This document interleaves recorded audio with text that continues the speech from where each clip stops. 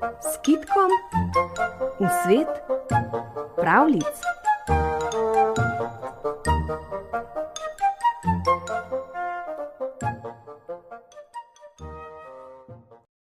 O fižolčku, ogrčku in slamici.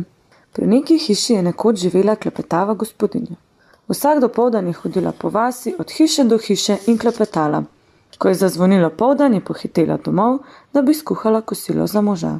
Kajti mož se je vračal domov z dela ves utrujen in lačen in nikoli ni hotel jesti na pol kuhanega fižola. Da bi žena hitreje skuhala, je zakurila ogenj na ognjišču kar s slamo. Nekega dne pa je iz ognjišča padla slamica. Nanjo je padel ogrček in iz lonca, v katerem je močno vrela voda, je priletel fižolček.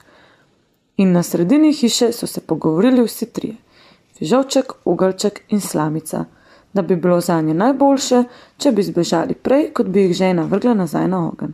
Počasi so se zmuznili skozi vrata na dvorišče in se za hramom pobrali navkreber. Ko so prišli do potoka pri Kozjanci, so videli, da je ves narasel za voljo dežja. Zdaj smo pa tam, je rekel fižolček. Kaj naj storimo, da bomo prišli čez potok? Slamica je malo pomislila, potem pa je rekla.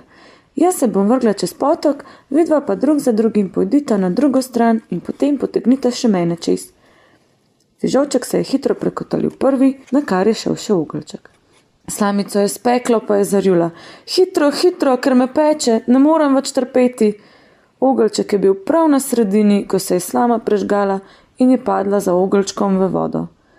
Takrat pa se je začel fižolček na bregu tako smejati, da mu je trebuh počil.